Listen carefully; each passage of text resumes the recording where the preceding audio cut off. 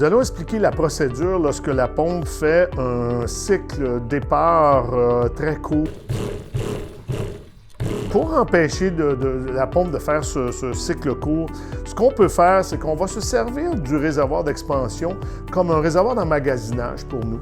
On comprend que le cycle court se fait parce que dans un système qui est nouveau, il va y avoir des poches d'air qui vont être dans le système, qui vont sortir tranquillement par le séparateur d'air, par les petits évents qui sont sur le système. Donc, en fait, ces petites bulles d'air-là sortent, fait que la pression descend et la pompe, elle, fait qu'elle part pour remettre du liquide dans le système, remettre la pression, et c'est ce qui fait que la pompe fait un cycle court. Donc, ce qu'on va faire, c'est qu'on va expliquer comment on fait. On va aller tout simplement prendre du glycol, ou ce qu'on va avoir comme produit dans notre GMP, et on va aller l'emmagasiner dans le réservoir. Alors, pour faire ça, ce qu'on va faire, c'est lorsque la pompe fait un cycle court, on va dévisser la petite noix ici sur le dessus. Je vais prendre le tournevis et je vais m'en aller dans le sens des aiguilles d'une montre. Donc, je vais tourner peut-être de un tour, disons.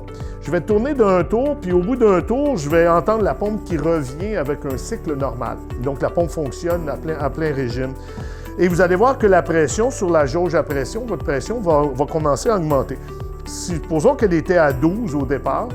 On veut la monter peut-être à 15. On veut aller se mettre 3 livres de pression qui va avoir un certain volume d'eau avec 3 livres de pression.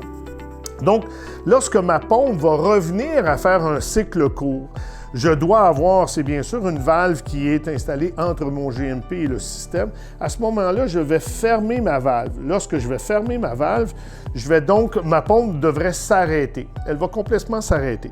Maintenant, je vais pouvoir regarder la pression. Ici, j'ai 15 livres, mais je me dis, c'est parfait. J'ai 15 livres dans mon système, c'est ce que je veux avoir. Donc, j'ai été emmagasiné un certain volume de liquide. Maintenant, pour revenir à mon 12 livres, parce que je veux revenir à mon 12 livres, je vais ouvrir la valve de dérivation ici à l'arrière, la pression va sortir et là, la pompe va commencer à fonctionner. Donc, elle va fonctionner aussi à plein régime parce que l'eau va s'en venir puis va retourner dans le réservoir. Ce que je vais faire à ce moment-là, c'est que je vais m'en aller contre les aiguilles d'une montre et je vais tourner d'un tour tantôt. Je vais retourner peut-être d'un tour. Et lorsque je vais retourner d'un tour, je vais refermer la valve. Et là, cette fois-ci, la pression va se rebâtir et je vais aller voir quelle pression. Si j'atteins 13, mais je me dis non, je n'ai pas descendu encore assez, je vais donc descendre encore un petit peu plus.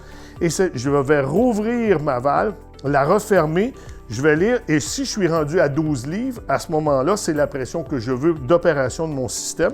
Je vais laisser tout comme ça et je vais tout simplement réouvrir la valve qui retourne à mon système. Donc, ce qui s'est passé, c'est que j'ai été poussé jusqu'à 15 livres dans mon système. J'ai emmagasiné, je pourrais dire, un demi-litre, un quart de litre dans mon réservoir d'expansion, ce qui fait que je peux sortir un quart de litre d'air à travers mon séparateur d'air sans que ma pompe reparte. Alors, lorsque